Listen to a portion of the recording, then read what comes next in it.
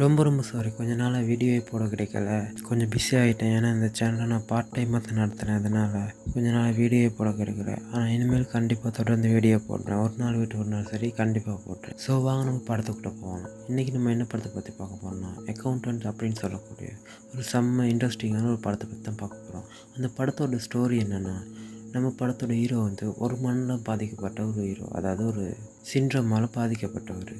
ஆனால் அவர் அப்படி இருந்தும் அதை ஒரு ப்ளஸ் பாயிண்ட்டாக யூஸ் பண்ணி ஒரு நிறைய விஷயங்களை செய்கிறாரு. அப்படி ஒரு செய்கிற ஒரு விஷயம்னால அவர் ஒரு செம்ம புத்திசாலியாக மாறுறாரு. அதை யூஸ் பண்ணி அவர் ஒரு அக்கௌண்டன்ட் வேலையை செஞ்சிட்ருக்காரு. அப்படி அவர் செஞ்சிட்ருக்கப்ப அந்த வேலை சம்மந்தம் ஒரு சிலவங்க கிட்ட இருந்து பிரச்சனை வர அதை எப்படி அவர் ஃபேஸ் பண்ணார் அப்படின்றது தான் இந்த படத்தோட கதை. ஸோ வாங்க கதைக்குள்ளே போகலாம். Welcome to the voice of stories channel. Subscribe பண்ணாதவங்க மறக்காமல் சப்ஸ்கிரைப் பண்ணிக்கங்க.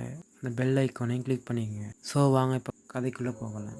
இந்த படத்தோட ஓப்பனிங் சீன்லேயே யாரோ ஒருத்தர் வந்து வேக வேகமாக ஒரு பில்டிங்குள்ளே ஓடுற மாதிரி காட்டுறாங்க. அதாவது ஒரு ஹோட்டல் ரூம்குள்ளே ஓடுற மாதிரி. அவர் அங்கே உள்ளே போயிட்டு பார்க்குறப்போ நிறைய பேர் சுடப்பட்ட நிலைமையில இறந்து கிடக்குறாங்க. இவரும் மேலே மேலே உள்ளே போயிட்டு பார்க்க யாரோ ஒருத்தர் சடனாக இவர் தலைக்கு பின்னால் கண்ணை நீட்டுறாங்க. அங்கே கட் பண்ணி அப்படி இந்த படத்தை டைட்டிலையும் போடுறாங்க, தி அக்கௌண்டன்ட் அப்படின்னு சொல்லி. அடுத்த சீனில் ஒரு ஃப்ளாஷ்பேக் சீக்வன்ஸ் தான் காட்டுறாங்க. என்ன சொல்கிறாங்கன்னா, அதில் 2 பேர் வந்து ஒரு மன்னன மருத்துவரை பார்த்து பேசிகிட்டு இருக்காங்க. அதாவது அவங்களோட பையனுக்கு வந்து மனநலம் பாதிக்கப்பட்டிருக்கு. அவனுக்கு வந்து லைட்டை பார்த்தா பயம், அதாவது ரொம்ப சத்தம் அந்த மாதிரி விஷயங்களை கேட்டால் அவனுக்கு பயப்படுறான். அந்த மாதிரி விஷயங்கள்லாம் சொல்கிறாங்க. அந்த டாக்டரும் அது ஒன்றும் பிரச்சனை இல்லை, சாதாரணம் தான் அப்படின்ற மாதிரி பேசிக்கிட்டு இருக்கப்போ தான் அவங்க சொல்லக்கூடிய அந்த பையனை காட்டுறாங்க. அதாவது அது யாருன்னா, இவர் தான் அந்த கண்ணாடி போட்டிருப்பார். இவர் தான் நம்ம படத்தோட ஹீரோவும் கூட. இவர் பேர் வந்து கிறிஸ். அதே சமயம் இவருக்கு ஒரு சிஸ்டர் அண்ட் பிரதரும் இருக்காங்க. அந்த பிரதர் மட்டும் கொஞ்சம் நல்லா இருக்கார். அப்புறம் சிஸ்டரும் இவர் மாதிரியே தான். அதாவது அவங்க அம்மா என்ன சொல்கிறாங்கன்னா, இவர் எப்படியாச்சும் சரி பண்ணித்தாங்க, இவரோட இந்த பிரச்சனையை சரி பண்ணித்தாங்க அப்படின்னு சொல்லிட்டு வந்து டாக்டரை பார்த்து பேசிகிட்டு இருக்கார். அவங்க அப்பாவுக்கு வந்து இது விருப்பமே இல்லை. அதாவது இவன் எப்படி இந்த சமூகத்தோட பழகி இருக்கணும், இவனுக்குன்னே சொல்லிட்டு நம்ம டாக்டர்லாம் பார்க்கக்கூடாது, இவனை வந்து சொசைட்டியோட பழக விட்டு தான் பழக்கணும் அப்படின்ற மாதிரி சொல்கிறாரு. அதே சமயம் நம்ம கிறிஸை தான் காட்டுறாங்க. அவர் வந்து எந்த அளவுக்கு புத்திசாலினா, நம்மளாம் சாதாரணமாக பசல்ஸை வந்து நேரடியாக பார்த்து தானே சால்வ் பண்ணுவோம். ஆனால் இவர் அப்படி இல்லை. அதே பசில் தலைக்கீழால் வச்சு சால்வ் பண்ணக்கூடிய அளவுக்கு திறமைசாலி. அதே சமயம் அவரோட இந்த பசில் பீஸ் ஒன்று காணாமாக இவர் ஒரு விதமான ரைம்ஸ் மாதிரி ஒரு விஷயத்தை படிச்சுக்கிட்டே அந்த பசில்ஸை தேடிட்டுருக்கப்போ அந்த இன்னொரு மண்ணால் பாதிக்கப்பட்ட அந்த சின்ன பொண்ணு தான் அவருக்கு அந்த தொலைஞ்சு போன பீஸையும் எடுத்து கொடுக்குறாங்க. அப்படி இந்த ஃப்ளாஷ்பேக் முடிஞ்சு ப்ரெசன்ட் டைமில் தான் காட்டுறாங்க. இங்கே வந்து நம்ம படத்துடைய நல்லா வளர்ந்து ஒரு அக்கௌண்டனாக வேலை பார்த்துட்ருக்காரு. அப்போ அவரை தேடி ஒரு 2 ஃபார்மர்ஸ் வந்திருக்காங்க, அதாவது விவசாயி. அவர்கிட்ட நான் கடன் ரொம்ப கூடி போயிட்டு அவரோட இடம் சொத்தெல்லாம் இழக்கிற நிலைமைக்கு வந்துட்டாங்க. இதனால் இது சம்மந்தமாக பேச வர நம்ம ஹீரோ வந்து சட்டத்தில் இருக்கக்கூடிய ஏதோ ஒரு ஓட்டையை வச்சு இவங்களுக்கு ஹெல்ப் பண்ண ட்ரை பண்ணுறாரு. அதாவது இவங்க ஒரு பிஸ்னஸ் செய்கிறதா இருந்தால் அதை வச்சு இவங்களுக்கான டேக்ஸ் ரேட்லாம் குறைக்க முடியும் போல். அதனால் அதை வச்சு இவங்களுக்கு ஹெல்ப் பண்ண பார்க்க அதே சமயம் இன்னொரு இடத்த தான் காட்டுறாங்க. அதாவது ஒரு ட்ரெஷரி டிபார்ட்மெண்ட். அப்படின்னா அமெரிக்காவில் இருக்கக்கூடிய வரி அப்புறம் நிதி அந்த மாதிரி விஷயங்களை கவனிக்கக்கூடிய ஒரு டிபார்ட்மெண்ட். அதில் ஒரு ட்ரெஷரி ஆஃபீஸரை தான் காட்டுறாங்க. அவர் போயிட்டு ஒரு பொண்ணு பார்க்குறாங்க. அவங்க வந்து வேலைக்கு அப்ளை பண்ணியிருக்காங்க போல். அது விஷயமா அவரை பார்க்க வந்திருக்காங்க. அவரும் இவங்களை இன்வைட் பண்ணி இவங்க என்ன மாதிரி ஜாப்ஸில் இருந்திருக்காங்கன்னு தேடி பார்க்க இவங்க ஒரே அனலிஸ்ட் சம்மந்தமான ஜாப்பில் தான் இருந்திருக்காங்க. அவரும் நீங்கள் ஏஜென்ட்டாக ட்ரை பண்ணலாம் அப்படின்ற மாதிரி பேசிகிட்டு இருக்கப்பவே ஹீரோயின் பற்றி இன்னும் சில விஷயங்களும் தேடி பார்க்குறாரு. அதாவது இவங்க வந்து இந்த கவர்மெண்ட் வேலையை செய்கிறதுக்காக போலியான ஒரு சில விஷயங்களை சொல்லித்தான் அப்ளை பண்ணியிருக்காங்க. இதை சொல்லிவிட்டு இவங்க இதுக்கு முன்னாடி என்ன பண்ணியிருக்காங்கன்னு தேடி பார்க்க இவங்க 17 வயசுலேயே ஏதோ ஒரு ட்ரக் டீலரை கொலை பண்ணின கேஸில் ஜெயிலுக்கு போயிட்டு வந்திருக்காங்க. இதை இவர் கண்டுபிடிச்சிட்டு ஒரு கவர்மெண்ட் வேலைக்காக நீ பொய் சொல்லியிருக்கு, இப்படி பொய் சொல்லி அப்ளை பண்ணக்கூடாது, இது சட்டவிரோதம் அப்படின்ற மாதிரி சொல்ல இவங்க என்ன பண்ணணும்னு யோசிக்க இவர் சொல்கிறார், 2 ஆப்ஷன் தான் இருக்குது. ஒன்று, எனக்கு ஒரு கேஸில் நீ ஹெல்ப் பண்ணணும், இல்லைன்னா உன்னுடைய ஃபோட்டோ பப்ளிஷ் பண்ணிடுவேன் அப்படின்னு சொல்கிறாரு. சரின்ட்டு ஹீரோயின் என்ன அவங்களுக்கு ஹெல்ப் பண்ணணும் அப்படின்னு கேட்க அதே சமயம் நம்ம ஹீரோவை தான் காட்டுறாங்க.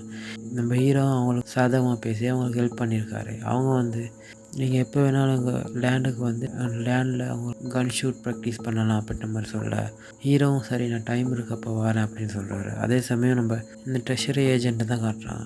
இன்னொன்று சொல்ல மாட்டேன், இந்த லேடியோட பேர் வந்து மேரிபர்த் மெடினா. நம்ம மெடினானே வச்சுக்குவோம். மெடினா கிட்ட என்ன சொல்கிறாருன்னா, ஒரு சில ஃபோட்டோஸை காட்டி அதில் இருக்கவங்கலாம் மிகப்பெரிய க்ரைம் பாஸ், அப்புறம் ட்ரக்ஸ் சப்ளை பண்ணுறவங்க, அப்புறம் மாஃபியா கும்பல் அந்த மாதிரி வேலைகள் செய்கிறவங்க.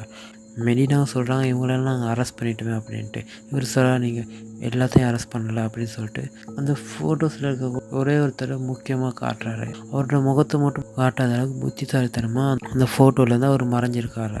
அவரை தான் இவர் கண்டுபிடிக்கணும்னு சொல்கிறாரு. நம்மளுக்கு விளங்குது அவர் யாருன்னு. அவர் தான் நம்ம ஹீரோ. இவரும் சொல்கிறார் நீ இவரை தான் கண்டுபிடிக்கணும், எனக்கு இன்னும் 7 மாதத்துல ரிட்டையர்மெண்ட் ஆக போகுது, அதுக்கு முதல் நீ இதை கண்டுபிடிச்சி எனக்கு ரிப்போர்ட்டை பர்சனலாக சென்ட் பண்ணணும், அப்படி இல்லைன்னா உன்னுடைய ப்ரொஃபைல் பப்ளிஷ் பண்ணிடுவேன் அப்படின்னு சொல்கிறார். அதே சமயம் நம்ம ஹீரோவை தான் காட்டுறாங்க. நம்ம ஹீரோ வந்து அவருடைய வேலையை முடிச்சுட்டு அவர் வீட்டுக்கு போக அவர் செய்கிற ஒவ்வொரு விஷயமும் கொஞ்சம் வித்தியாசமாக தான் இருக்குது. அதாவது அவர் தூங்குறதுக்கு ஒரு விதமான ட்ரைனிங் ஒன்று அவருக்கே கொடுத்துக்கிறாரு. அதை எப்படின்னா லைட்ஸை ஒன் ஆஃப் பண்ணி விடுற மாதிரி, அப்புறம் சவுண்டை நல்லா அதிகமாக வச்சுக்கிட்டு அவருடைய காலுக்கு கட்டையால் பெயின் கொடுத்துக்கிட்டே இருக்கார். அப்புறமா ஒரு டேப்லெட்டை போட அப்போ ஒரு ஃப்ளாஷ்பேக் சீக்வன்ஸ் ஒன்று ப்ளே ஆகுது. அதில் என்ன நடக்குதுன்னா இவருடைய அம்மா வந்து இவர் சின்ன வயசாக இருக்கப்போ கூட இவங்க விட்டு கிளம்பிடுறாரு. அப்படி போகிறப்ப இவர் ரொம்ப கவலைப்படுறாரு. அதே சமயம் அவங்க அப்பா வந்து இவரை சமாதானப்படுத்தி அவர் சின்ன வயசில் பாடின அதே ரைம்ஸை பாடுறாரு.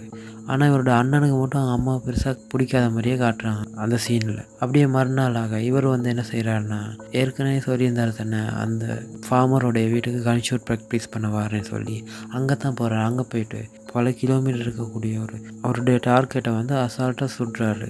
இந்த ஃபார்மரும் பார்த்துட்டு எப்படி இவ்வளோ தூரத்தில் இருக்க விஷயத்த சரியாக குறிப்பாத்து சுடுறான்ட்டு ஆச்சரியப்படுறாரு. அதே சமயம் அங்கேருந்து கிளம்பி போய் அவருடைய இன்னொரு ஸ்டோரேஜ் யூனிட்டுக்கு போகிறாரு. அதில் வந்து இவர் தேவையான பொருட்கள் எல்லாம் அங்கே இருக்குது. அதில் போயிட்டு பார்த்தா அது ஒரு வேன். அதுக்குள்ளே பார்த்தீங்கன்னா கன்ஸ், அப்புறம் ஏகப்பட்ட பாஸ்போர்ட், அப்புறம் விலை மதிக்க முடியாத ட்ராயிங்ஸ், அந்த மாதிரி விஷயங்கள் நிறைய இருக்குது. அங்கே போயிட்டு அங்கே இருக்க அவரோட பெட்டில் அப்படியே படுத்து கண்ணை மூட இன்னொரு ஃப்ளாஷ்பேக் ஓப்பன் ஆகுது. இதில் வந்து ஒரு வயசானவர் வந்து இவரோட பேசிகிட்டு இருக்கு. அதில் அந்த வயசானவர் என்ன சொன்னார்னா, நான் சொல்கிறத நீ கேட்டேன்னா வருஷத்துக்கு $50,000 நீ அழகாக அனுபவிக்கலாம். ஆனால் நீ நான் செஞ்ச மாதிரி தப்பு பண்ணாமல் ஒரு இடத்துலையே எப்பயுமே இருக்காமல் அடிக்கடி இடத்த மாற்றிக்கிட்டே இருக்கணும். அது மட்டும் இல்லாமல் நீ நம்புகிற மாதிரி ஒரே ஒரு ஆளை மட்டும் கைக்கிட்ட வச்சுக்கணும் அப்படின்னு சொல்ல மறுநாள் காட்டுறாங்க. அந்த ஃப்ளாஷ்பேக் முடியுது.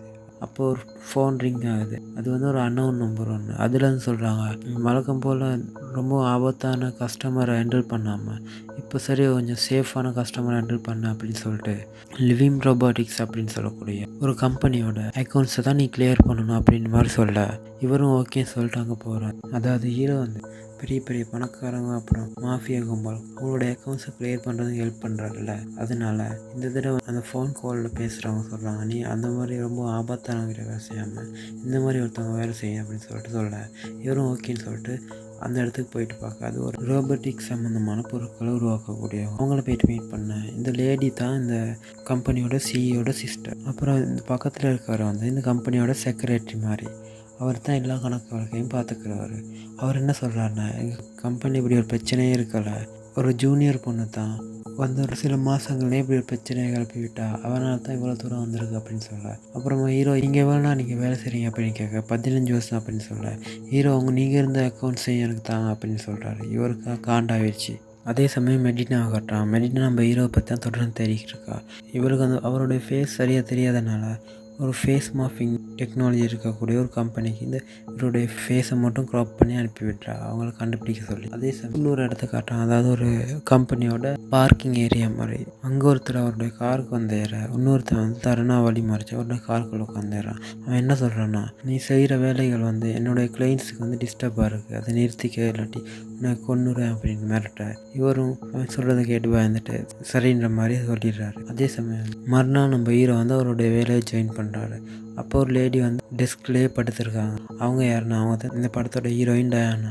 அவங்க தான் இந்த அக்கௌண்ட்ஸில் இப்படி ஒரு பிரச்சனை இருக்கிறதே கண்டுபிடிச்சது. அவங்க வந்து உங்களுக்கு என்ன சார் டவுட் இருக்குதுன்னா நீங்கள் எங்கிட்ட தாராளமாக கேட்கலாம் அப்படின்ற மாதிரி சொல்லி ரொம்ப நேரம் பேச ட்ரை பண்ணேன். ஹீரோவாக பேச இன்ட்ரெஸ்டே இல்லாத மாதிரி அவங்கள அனுப்பி விட்டுறேன். அங்கே கட் பண்ணி ஒரு ப்ரெஸ் மீட்டை தான் காட்டுறான்.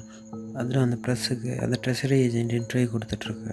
அங்கே தான் நம்ம மெடினாவும் இருக்கான். சடனாக அவங்களுக்கு ஒரு கால் வர அவங்களும் யாருன்னு வெளியே வந்து பார்த்தா நம்ம ஹீரோவோட ஃபோட்டோ ஃபேஸ் மாஃப் பண்ணக்கூடிய ஒரு இடத்துக்கு அனுப்புனாங்கல்ல, அந்த இடத்துல தான் இவங்க கால் பண்ணியிருக்காங்க. அவங்க என்ன சொல்கிறாங்கன்னா இது வந்து ஒரு என்கவுண்டர் ஃபுட்டேஜோட மேட்ச் ஆகுது அப்படின்னு சொல்லிட்டு ஒரு வீடியோவை பார்க்குறாரு. அந்த வீடியோ என்னென்னா நம்ம படத்தில் ஓப்பனிங் சீனில் பார்த்தா அதே வீடியோ தான். அதாவது ஒரு தனியால் வந்து ஏகப்பட்ட பேர் அசால்ட்டை போட்டு சொல்லிட்டு ஒரு பில்டிங்குள்ளே போகிறான். இவனை பார்த்தா சாதாரண நாள் மாதிரி தெரியலை. ஒவ்வொருத்தனுக்கும் ஹெட்ஷாட் தான் விழுந்திருக்கு. ஒருத்தன் கையாலே அடித்து கொண்டிருக்கான் அப்படின்ற மாதிரி என்ன சொல்லிட்டு மெடினாவை வார்னிங் பண்ணுறான். அதே சமயம் நம்ம ஹீரோவை தான் காட்டுறான். ஹீரோவும் அவர் அந்த வேலையை செய்ய ஆரம்பிச்சிடறாரு. ஏகப்பட்ட கால்குலேஷன் போடுறோம். அந்த கண்ணாடியை கூட விடாமல் அந்த அளவுக்கு கால்குலேஷன் போடுறோம். கிறிஸ் இப்படி இங்கே பிஸியாக இருக்குது. அதே சமயம் நம்ம மெடினாவை தான் காட்டுறாங்க. அவங்க தானே ஒரு அனலிஸ்ட் ஆச்சு, அதுக்கான வேலையை செஞ்சிட்ருக்காங்க. அதாவது அவருடைய ஃப்ரெண்டு வந்து ஒரு ஆடியோ ஃபைலை கொடுத்துருக்காங்க. அந்த சீனில் நான் உங்களுக்கு சொல்ல மறந்துட்டேன்.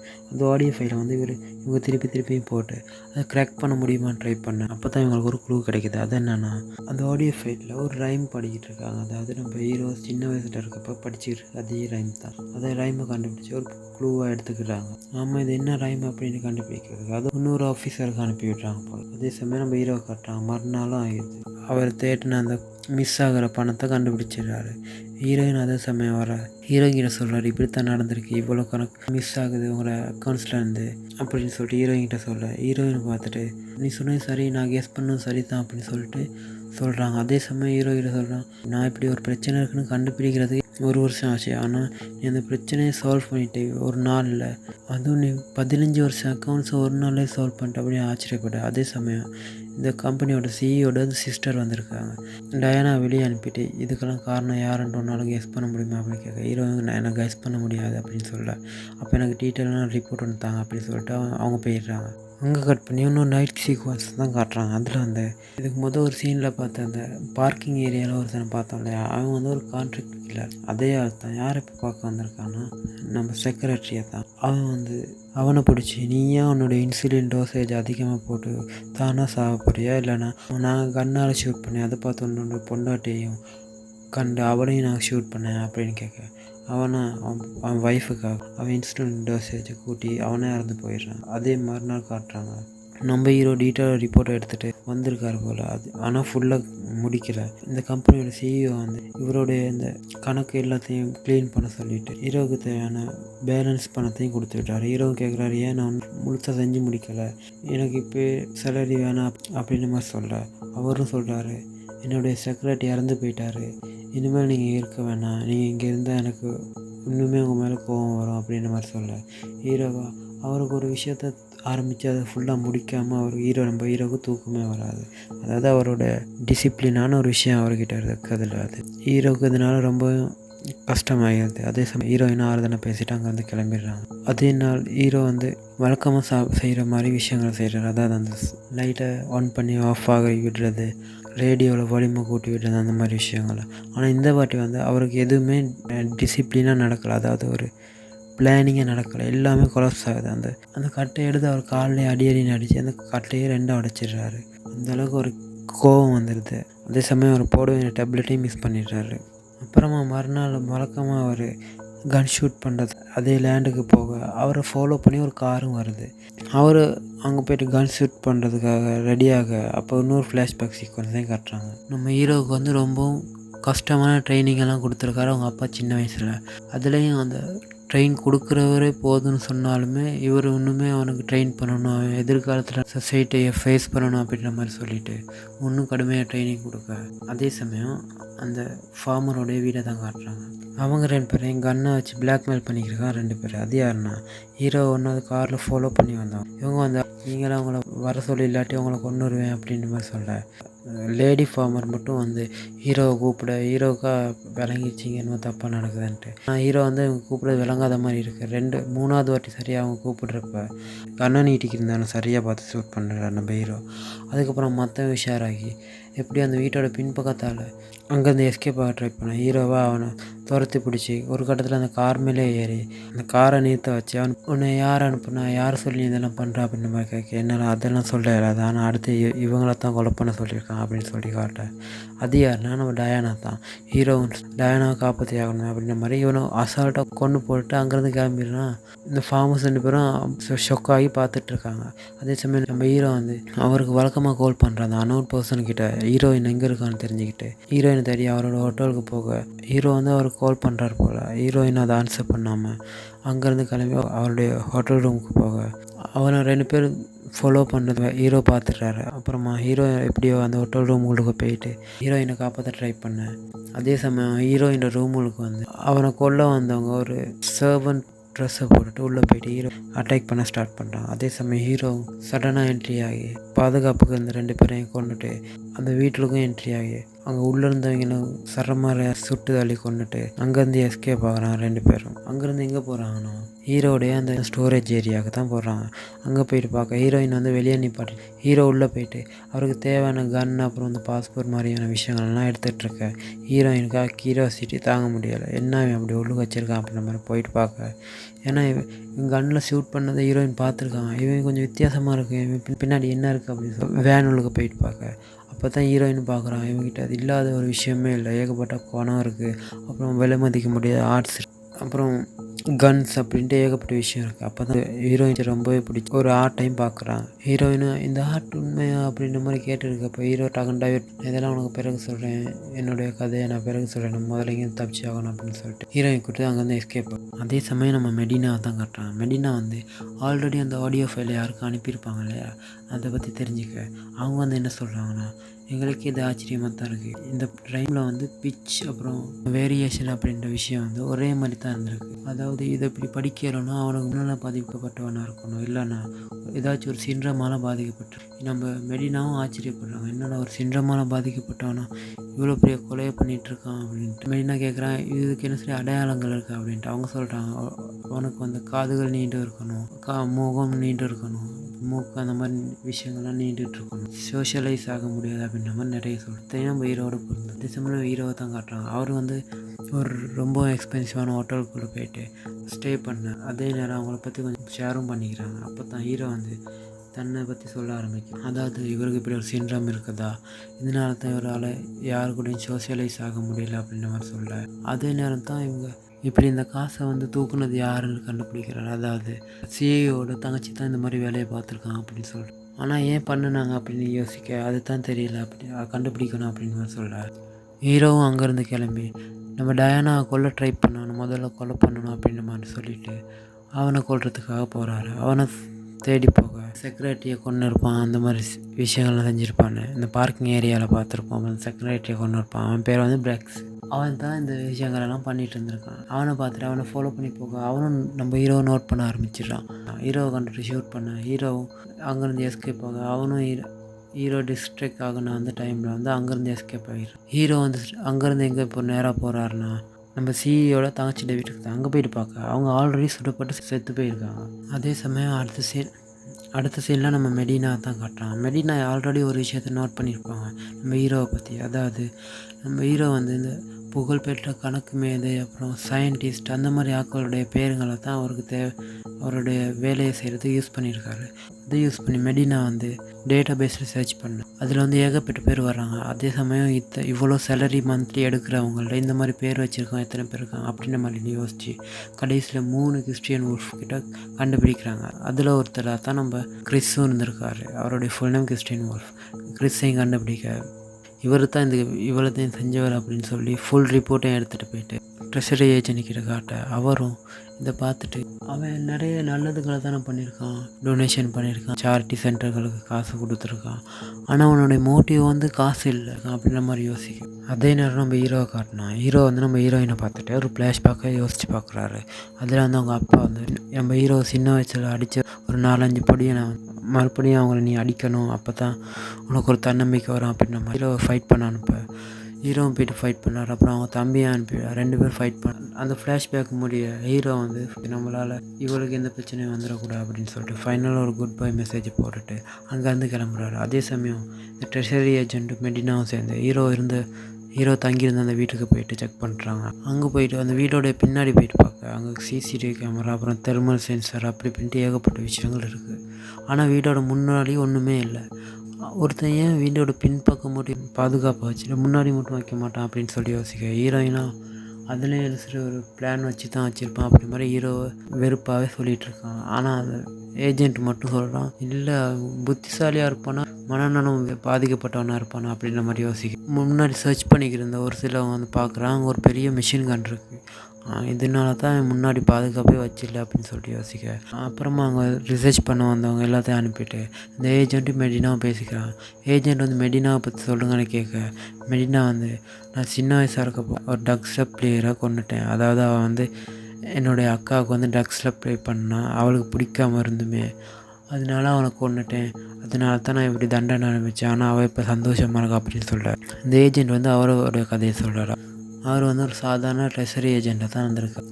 ஒரு நாள் ஒரு ஃபோன் கால் வந்திருக்கான். அந்த ஃபோன் கால் மூலமாக ஒரு அன்னோன் நம்பர்லேருந்து நிறைய கேசஸ் எல்லாம் சொல்லியிருக்காரு இவருக்கு, இங்கே போயிட்டு இவங்களெல்லாம் பிடிங்க அப்படின்னு. அதில் வந்து தான் இவர் நல்லா ஃபேமஸ் ஆகி வச்சுருக்காரு. அது ஹீரோயின்னு தெரிஞ்சுக்கிறான். அதே சமயம் அப்படி ஒரு இன்ஃபார்ம் வந்து தான் அதாவது ஒரு ஹோட்டல் ரூமில், இந்த படத்தோட ஓப்பனிங் சீனில் வந்தது இவர் தான். அப்படி ஹோட்டல் ரூம்குள்ளே போக அங்கே ஆல்ரெடி ஒருத்தர் நிறைய பேர் ஷூட் பண்ணி கொண்டுட்ருக்கான்.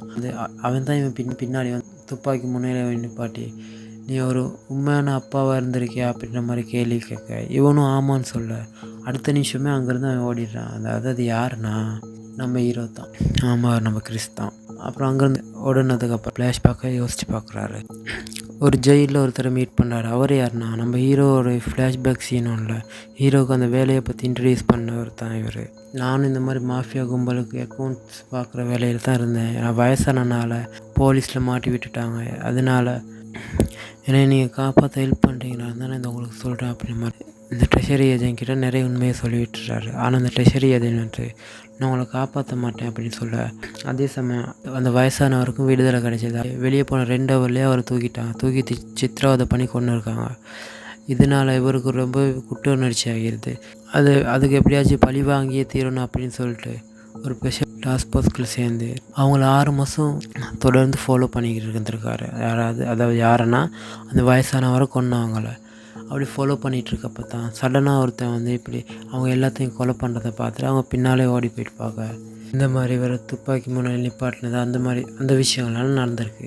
இவருக்கு அவர் இப்படி ஆகிடுச்சு உணர்ச்சியில் அவருடைய வேலையை டிசைன் பண்ணிட்டு போகிற நேரமாக பார்த்தா ஒரு அன்னோன் நம்பர்லேருந்து கால் வருது. அதாவது அது யாருன்னா நம்ம ஹீரோவுக்கு வழக்கமாக கால் பண்ணி அவருக்கு வேலைங்களை கொடுக்குற அதே ஒரு அன்னோன் பர்சன் தான்.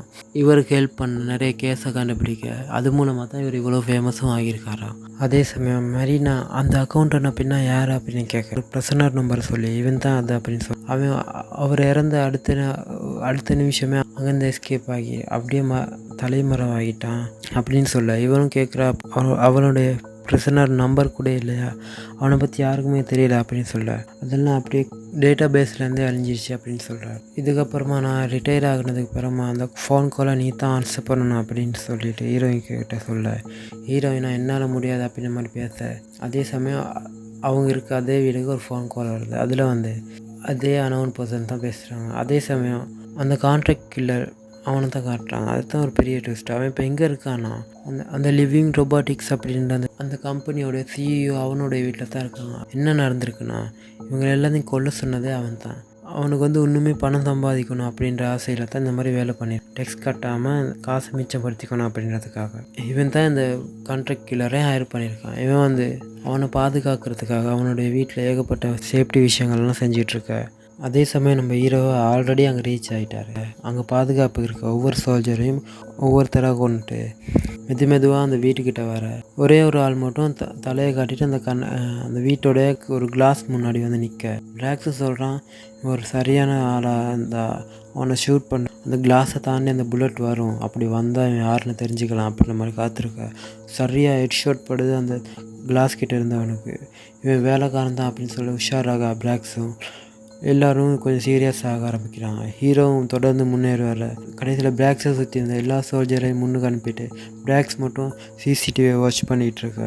அவங்களே ஒவ்வொருத்தனை கொண்டுட்டு ஹீரோவுக்கு ஒருத்தன் மட்டும் டஃப்பாக கொடுத்தான். அவன் நல்லா ஃபைட் பண்ணுறான். ஹீரோவுக்கே அவனை கட்டுப்படுத்த முடியலை. கடைசியில் என்ன செஞ்சானா ஹீரோ அவன் மேலே ஒரு பாம்பை வச்சுக்கிட்டு அவனை அடித்தவனே படுக்க போட்டுடுறான். அது வெடித்து அவன் அன்னைக்கே செத்துடுறான். ஆனால் ஹீரோவுக்கும் கொஞ்சம் காயமாகிறது. ஹீரோ அப்படியே தட்டுத்தர மாதிரி உள்ளே வந்து ஒரு செவத்தில் சாஞ்சிக்கிட்டு ஒரு ரைம்ஸை படிக்க ஆரம்பிக்கிறாரு. அது என்னன்னா அவர் சின்ன வயசில் படிக்கிற அதே ரைம்ஸ் தான். பிராக்ஸுக்காக ஒரே டவுட்டாக இருக்குது, என்னடா இவன் அப்படின்னு சொல்லிட்டு. உங்களுக்கு ஒரு விஷயம் சொல்ல மாட்டேன்ட்டேன். பிராக்ஸ் யாருன்னா நம்ம ஹீரோவோட அந்த பிரதர் தான். ஹீரோ கூட ஒரு பிரதர் அண்ட் சிஸ்டர் இருந்தாங்கல்ல, அதில் ஒரு பிரதராக இருந்திருப்பான்ல, அவன் தான் இந்த பிராக்ஸ். இப்போ வளர்ந்து இவ்வளோ பெரிய ஆளாக ஆகிட்டான். அவன் நோட் பண்ணிவிட்டு நம்ம ஹீரோ தான் இது அப்படின்னு கன்ஃபார்ம் பண்ணிட்டு ஹீரோ வந்து பார்க்க, ஹீரோவாக பார்த்த உடனே கண்டுபிடிச்சிட்டான் இது பிராக்ஸ் தான்ட்டு. பிராக்ஸ் அப்படின்னு சொல்லி கூப்பிட அவன் உடனே ஓடி வந்து ஹீரோ அடி நடிச்சு, நீ ஏன்டா என்னை சொல்லலை என்னை டெத்துக்கு அப்படின்னு சொல்லிட்டு அவங்க அம்மா தான் ஏசுகிறான். ஏன்னா அவங்க அம்மாவே இவனுக்கு பிடிக்கவே பிடிக்காது. நீ அப்பாவை கூட்டிகிட்டு போன, அவரை கூட்டிகிட்டு போனால் தான் இப்படி நடந்துச்சு, நான் வந்திருந்தா ஒன்றும் ஆகிருக்காது அப்படின்னு சொல்லி மேக்ஸிமம் மன்னிப்பு கேட்குறேன். அதுக்கப்புறம் மறுபடியும் 2 பேரும் அடின்னு அடிச்சுக்கிறாங்க. கடைசியில் 2 பேரும் திருப்பி சமாதானமாக உட்காந்துட்ருக்காரு.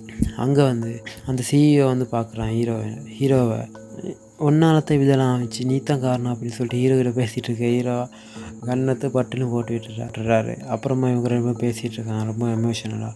அப்போ அவனை ஹீரோக்கிட்ட பேக்ஸ் கேட்குறான், நீ என்னை பார்க்க வருவோ இல்லை நான் உன்னை பார்க்க வரேன், நீ எங்கே இருக்குன்னு சொல்லு அப்படின்னு சொல்ல ஹீரோ சொல்கிறாரு, இல்லை நான் உன்னை பார்க்க வரேன் ஒரு நாள், கண்டிப்பாக வருவேன் அப்படின்னு சொல்லிட்டு மறுநாள் தான் காட்டுறாங்க.